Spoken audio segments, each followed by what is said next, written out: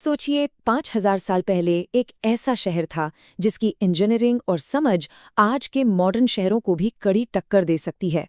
जी हाँ, हम बात कर रहे हैं सिंधु घाटी सभ्यता के गौरवशाली नगर मोहनजोदाड़ो की। तो चलिए बिना किसी देरी के आज के इस विश्लेषण में इस खोए हुए यूटोपिया के चौंकाने वाले रहस्यों को डिकोड करते हैं।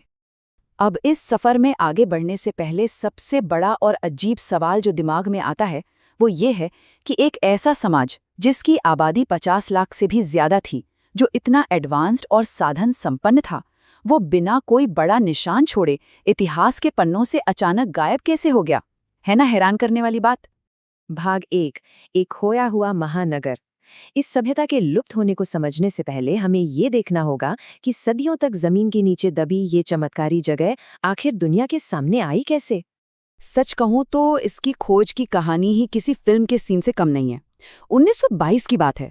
भारतीय पुरातत्वविद R.D. बनर्जी एक जंगल में लाल धब्बे वाले हिरन का पीछा कर रहे थे और अचानक उन्हें 2000 साल पुराने कुषाण काल के एक बौद्ध स्तूप के ठीक नीचे एक प्राचीन पत्थर का औजार मिल गया।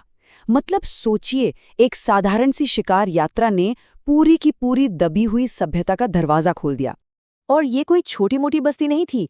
13 लाख, जी हाँ 13 लाख वर्ग किलोमीटर। ये वो कम से कम इलाका है जिसमें ये सिंधु घाटी सभ्यता फैली हुई थी। अगर आप उस समय के प्राचीन मिस्र और मेसोपोटामिया दोनों के कुल क्षेत्रफल को मिला भी देना तो भी ये साम्राज्य उन दोनों से कई अधिक विशाल था। भाग 2, बेजोड़ टाउन प्लानिंग। आइए अब उनके बनाए भौतिक शहर की तरफ चलते हैं और देखते हैं कि क्यों इनकी टाउन प्लानिंग आज भी लोगों को हैरत में डाल देती है। इसे एक सच्चा शहरी चमत्कार कहना गलत नहीं होगा। बिल्कुल 90 डिग्री के कोण पर काटती ग्रिड जैसी सीधी सड़कें, बाढ़ से बचने के लिए ऊंचे चबूतरों पर बने बहुमंजिला घर और हर घर में अपना खुद का अटैच्ड बाथरूम, और तो और हर गली में पब्लिक डस्टबिन भी थे। ये साफ दिखाता है कि वो लोग कितने बड़े मास्टर प्लानर थे जिन्होंने पब्लिक हेल्थ और साफ सफाई को सबसे ऊपर रखा था। अगर हम कंस्ट्रक्शन मटेरियल की बात करें तो वहां भी इनकी तकनीक कहीं आगे थी। देखिए, जहां उस समय के मिस्र के लोग धूप में सुखाई गई कमजोर मिट्टी की ईंटों से काम चला रहे थे, वहीं मोहनजोदाड़ो के इंजीनियर भट्ठे में पकाई गई एकदम सटीक और मजबूत ईंटों का इस्तेमाल कर रहे थे। ऐसी ईंटें जो भयानक से भयानक सैलाब को भी आसानी से झेल सकती थीं।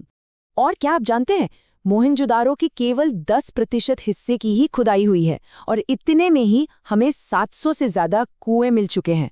ये वाटर मैनेजमेंट में उनकी मास्टरी का एक बहुत ही शानदार उदाहरण है। भाग 3, इंजीनियरिंग और विशाल स्नानागार। तो ये तो तय है कि उनके पास सिर्फ पानी की बुनियादी पहुंच नहीं थी, बल्कि वे अपने समय के एलीट हाइड्रो इंजीनियर थी। चलिए उनके सबसे बड़े मास्टरपीस को देखते हैं। ये है विशाल स्नानागार या द ग्रेट बाथ। ये उनकी वास्तुकला का चमकता हुआ ताज है। 12 बाय 7 मीटर का ये बड़ा सा पब्लिक पूल पूरी तरह पक्की ईंटों से बना था और इसमें 2100 लीटर तक पानी आ सकता था। इतिहासकारों का मानना है कि इसका इस्तेमाल किसी गहरे धार्मिक या अनुष्ठानिक स्नान के लिए होता होगा। लेकिन जो चीज इस ढांचे को सही मायने में एक इंजीनियरिंग मार्वल बनाती है वो है बिटुमिन का इस्तेमाल। 5000 साल पहले उन्होंने जिप्सम प्लास्टर के साथ इस नेचुरल हाइड्रोकार्बन का इस्तेमाल करके दीवारों को पूरी तरह से वाटरप्रूफ बना दिया था। कमाल की बात तो ये है कि बिल्कुल यही डामर वाली तकनीक आज की आधुनिक दुनिया में भी वाटरप्रूफिंग के लिए इस्तेमाल की जाती है। और इनकी ड्रेनेज या जल निकासी प्रणाली, वो तो आज के कई मॉडर्न शहरों की प्लम्बिंग को भी पीछे छोड़ दे। हर घर का गंदा पानी ढकी हुई नालियों से निकलकर स्ट्रीट सीवर में जाता था, जहां बदबू सोखने के लिए खास चूना पत्थर लगा था।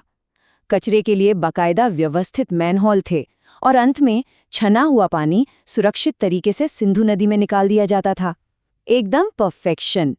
भाग 4, वास्तुकला और शांतिपूर्ण समाज। वास्तुकला से अलग हटकर जब हम उनके रोजमर्रा के जीवन में गहराई से झांकते हैं तो एक बहुत ही शांतिपूर्ण और विश्व स्तर पर जुड़े हुए समाज का पता चलता है। खुदाई में मिली इन कलाकृतियों को ही देख लीजिए। प्रीस्ट किंग की मूर्ति, कांसे की डांसिंग गर्ल, शतरंज के मोहरे और टेराकोटा के खिलौने, ये सारी चीजें बताती हैं कि ये समाज कला, खेल और व्यापार पर फोकस करता था। सबसे बड़ी बात, पूरे खुदाई में युद्ध के हथियारों का बिल्कुल न मिलना। ये इस बात का सबसे बड़ा सबूत है कि वे जंग से ज्यादा विकास और हुनर में विश्वास रखते थे। अब जरा इस आंकड़े पे गौर कीजिए। 13.7 ग्राम। ये कोई मामूली नंबर नहीं है। ये वो सटीक और स्टैंडर्ड वजन था जिसका इस्तेमाल पूरी सिंधु घाटी सभ्यता में सार्वभौमिक रूप से किया जाता था। आप उनके किसी भी शहर में चले जाएं, आपको बाट का वजन यही मिलेगा। ये उनकी एक बेहद सख्त और ऑर्गेनाइज्ड इकोनॉमिक प्रणाली को दर्शाता है। और इसी सटीक नाप तौल प्रणाली ने उन्हें इंटरनेशनल ट्रेड में दबदबा बनाने में मदद की। प्राचीन मेसोपोटामिया के लेखों में उन्हें मेलुहा कहा गया है। ये लोग इमारती लकड़ी, कारेलियन पत्थर और हाथी दांत जैसे बेशकीमती सामान इराक और मिस्र जैसी दूरदराज की जगहों तक एक्सपोर्ट करते थे। ग्लोबल ट्रेड के असली लीडर्स। भाग 5, पतन का अनसुलझा रहस्य। यहाँ आकर कहानी में सबसे बड़ा सवाल उठता है, यदि वे इतने शांतिपूर्ण, अमीर और तकनीकी रूप से इतने उन्नत थे, तो अंततः उनका पतन कैसे हुआ?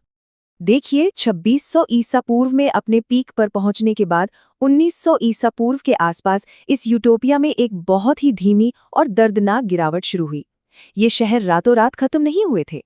धीरे धीरे शहरों की आबादी कम होने लगी और 1500 ईसा पूर्व तक आते आते ये शानदार शहर लगभग पूरी तरह से छोड़ दिए गए।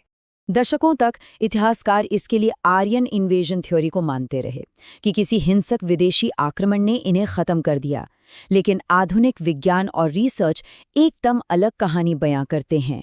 असली विलन कोई बाहरी दुश्मन नहीं, बल्कि बड़े पैमाने पर हुए पर्यावरणीय बदलाव और जलवायु परिवर्तन था। खुद सोचिए, इतने बड़े शहर की खुदाई में अब तक केवल 37 कंकाल ही मिले हैं। और तो और रीसेंट डीएनए एनालिसिस में किसी भी विदेशी स्टेपी डीएनए का कोई नामो निशान नहीं मिला। मतलब कोई भयंकर युद्ध तो हुआ ही नहीं था। असल में जैसे जैसे उनके प्राकृतिक संसाधन सूखते गए, आबादी ने धीरे धीरे अपना सामान बांधा और शांति से पलायन कर लिया। शहर की जो जीवन रेखा थी, उसकी नदियां और खेती, उसी ने अंततः उनका साथ छोड़ दिया। सिंधु नदी ने अपना रास्ता बदला और सरस्वती जैसी महान नदी सूख गई। मानसून फेल होने लगे, फसलें बर्बाद हो गईं और भयंकर बाढ़ ने सब कुछ तबाह कर दिया। मजबूर होकर लाखों लोगों को अपना घर छोड़कर छोटे छोटे गांवों में बिखरना पड़ा। और पीढ़ियों के गुजरने के साथ वो एडवांस्ड शहरी ज्ञान हमेशा के लिए खो गया। जब हम इस खोए हुए महानगर की पकी हुई ईंटों और उस शानदार ड्रेनेज सिस्टम को देखकर अचंभित होते हैं, तो ये हमारे लिए एक ना भूलने वाली चेतावनी भी छोड़ जाता है। अगर मौसम के बदलने से 5000 साल पहले इतना महान और उन्नत समाज पूरी तरह से खत्म हो सकता है, तो सोचने वाली बात यह है कि आज की हमारी ये मॉडर्न दुनिया जलवायु परिवर्तन से कितनी सुरक्षित है। इसी गहरे विचार के साथ हम आज की अपनी इस चर्चा को यहीं विराम देते हैं। इस सफर में हमारे साथ जुड़ने के लिए आपका बहुत बहुत शुक्रिया।